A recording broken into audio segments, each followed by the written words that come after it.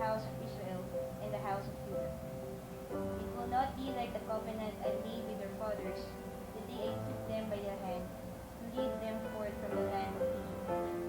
For they broke my covenant, and I had to show myself their master, says the Lord. But this is the covenant which I will make with the house of Israel after those days, says the Lord. I will place my law within them and write it upon their hearts. I will be their God, and they shall be my people. No longer will they have need to teach their friends and kinsmen how to know the Lord. All from the least to greatest shall know me, says the Lord.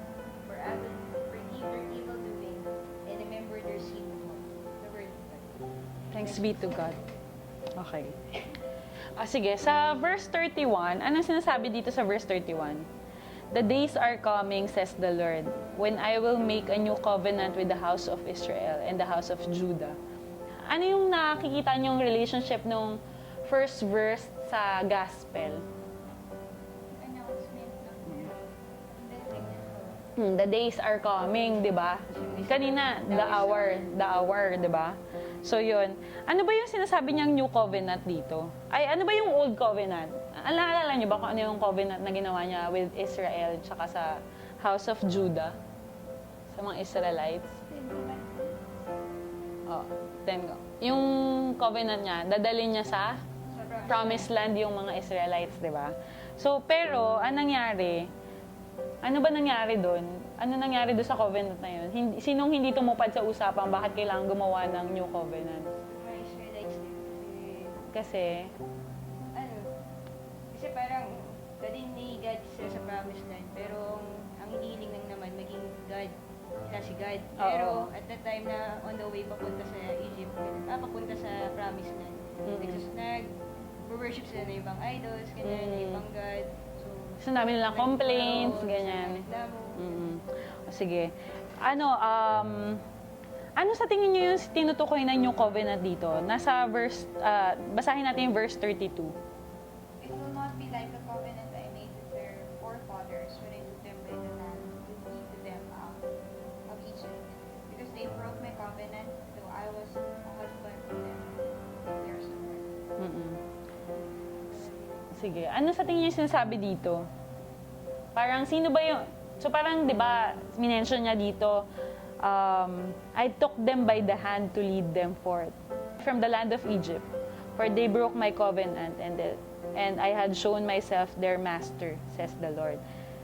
He took them by the hand. Ano sa tingin niyo yung parang symbolism, or anong ibig niya sabihin when he said na, I took them in the hand, yung gano'n.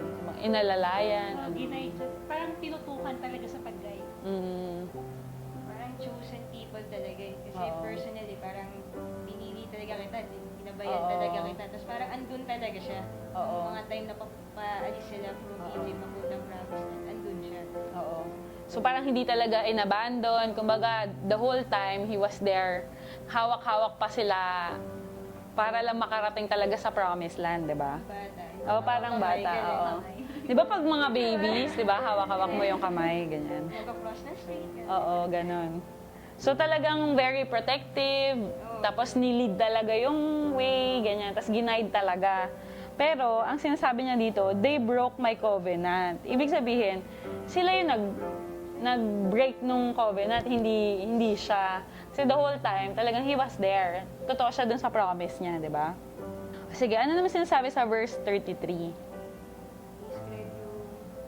Describe niya yung covenant. But this is the covenant which I will make the house of Israel after those days, says the Lord. I will place my law within them and write it upon their hearts. I will be their God, and they shall be my people. So, parang describe niya yung bagong covenant na ibibigay niya at the days that are coming. Paano ba yung anong description niya dun sa bagong covenant na pinipresent niya? Nakasulat daw sa puso ng mga tao yung Nakasulat sa puso. Siguro dati, feeling niya, nandun na nga siya, pero parang hindi pa rin naka-engrave dun sa puso ng mga Israelites, di ba? So, ano pa yung next na sinabi niya dito? I will be their God and they shall be my people. Okay. Ano sa tingin niyo ibig niya sabihin doon na I will be their God and they will be my people. Nakasulat na sa puso nila yung ano yung Mm-mm. laws niya. So parang nakasulat din sa puso ng mga tao na siya lang yung guide na Mm. wala nang iba. Parang, Kumbaga nasa pagkatao na nila, Oo, ganyan. Mm. sabi doon sa footnote lang daw yung dati daw kasi parang nakasulat lang sa mga tablets. Mm. Parang kay Moises. Oo, yung sabi mo nga kanina, di ba, 10 Commandments. So, Baba niya nasa tablet na yung 10 Commandments. Pero parang this time, baka kasi din yung old people say like may pagka-forgetful people din. Parang alam naman nila pero along the way nakakalimutan. Mm-mm. So parang sabi niya yung covenant ngayon, nakasulat na sa puso ng mga tao, yung laws. Tapos nung ako bilang Diyos nila, nakasulat na din sa pagkatao nila. Para Oo. sa, Siguro, maganda yung sinabi mo, dati nakasulat sa tablet, ganyan. Mga tablet dati, di ba, malalaking bato, ganyan. Imagine mo, bit mo yun, di ba? At least yung puso mo, hindi mo talaga siya maiiwan. Forever mo kasama yun. Kasi patay ka kapag wala yung puso mo, di ba? Siguro din parang hindi na siya pang forever na, Oo. lasting na yung... Oo, lasting na yung covenant. Oo, tama, lasting. Hindi mo na kailangan hanapin lang yung tablet. Asan na nga ulit yun? Oo. Laki ng tablet eh. Buti kung iPad yung... Looking for your Sige. O sige, ano naman sinasabi? Ito yung last verse. Sige, Claret. No longer will a man teach his neighbor, or a man his brother, saying, Know the Lord, because they will all know me, from the least of them to the greatest, declares the Lord. For I will forgive their wickedness, and I will remember their sins no more. So ito may further description pa siya kung ano yung New Covenant na sinasabi niya, di ba? Pero ano yung description niya dun sa New Covenant na to? Tsaka ano yung naaalala niyo dun sa verse na yun? Himay-himayin natin siya. Sige. No longer will they have need to teach their friends and kinsmen how to know the Lord. Okay. Sige. Ano sa tingin niyo ibig niyang sabihin dun? Hindi na nila kailangang Hindi na nila kailangang ituro kung sino ko, ganun. Siguro kasi diba dun sa verse 30, sabi niya, will put my law in their mind and heart. So, hindi na kailangan ibang tao na mag-remind sa kanila about that law. Hindi sila mismo. Kasi written na siya sa heart and mind. So, yun, there's no need for a man to teach pa his friends or his neighbor. Kasi andun na siya, written na siya. Sige. Yung next sentence naman, all from least to greatest shall know me, says the Lord. From least to greatest, so meaning, anong sa tingin nyo? Lahat, di ba? Sa gospel, ano yung nakikita nyo connection dun sa gospel, di ba? Yung mga disciples, tas yung mga foreigners, yung mga Greeks, di ba? So meaning, hindi lang to for the Israelites, di ba? Parang kumbaga, it's for all of us, ganyan. Parang kumbaga, for everyone. Wala nang exemption. Kasi, least to greatest, hindi na lang yung mga magagaling, hindi na yung mga Pharisees, tas hindi rin yung mga Samaritan. Kasi nga, from least to greatest, tas siguro generally dito sa present time, mahirap o mayaman, di ba? Yung sabi dun sa gospel kanina, when I am lifted up from the earth, I will draw everyone to myself. So parang connected siya dun sa first reading na all from least to greatest shall know me. So, Oo, least to greatest. Kasi everyone nga eh. Oo, total, ganyan. O sige, yung last naman na sentence nung For I will forgive their evil doings and remember their sin no more. So ano yung naaalala nyo dito when, dito sa phrase na to, He will forget all their evil doings and remember their sin no more. So anong Parang ang forgiving lang niya. Oo, ang forgiving niya. Forgiving niya. Tapos kung i-relate siya sa gospel, yung di ba nga, He died for us, to save us. So parang, hindi lang ako magpapakamatay dun sa mga hindi nagkakasala, kundi pati sa nagkakasala. So parang ganun yung take ko. Dun sa sinabi niya na I will forgive their wickedness. I will remember their sins. So, pag siya namatay, yun, he will save everyone, not just the good, but also The sinners. The good pa rin. Kasi parang, hindi niya na consider yung sinners as sinners. Kasi diba, parang forget ko na. So, I will consider you good. Lahat kayo good. Parang ganun. Mm-mm. So, yung parang kanina, di ba, the days are coming, tapos now is the hour, parang the hours. Mm-mm. Parang sasabi talaga na at that time na mamatay si Jesus, at the time na matapos yung mission ni Jesus, ganun. Parang all of us will be thrown to Him, parang ganun. So, Mm-mm. parang kaya I will forgive the giver the wings and remember their sins no more through Jesus, through the sacrifices of Jesus, through the death of Jesus na mawawash out yung mga Yung kasalanan. sins, oo. Ganun. Yun. How about you, Claret? Ano sa tingin mo yung sinasabi dito sa last phrase? Parang kahit tayo yung nagkasala, parang siya pa rin yung gumawa ng paraan para mapatawad tayo or mawala yung mga kasalanan. Kasi in-offer niya ngayon. Parang kahit di tayo siguro mag-reach out, parang sila talaga, si Jesus talaga yung gumagawa ng paraan para makapagbalik yun tayo sa kanya. Ano sa tingin niyo yung connection ng first reading to the gospel? Although, kanina pa naman natin kinoconnect. Ano sa tingin niyo yung central na connection?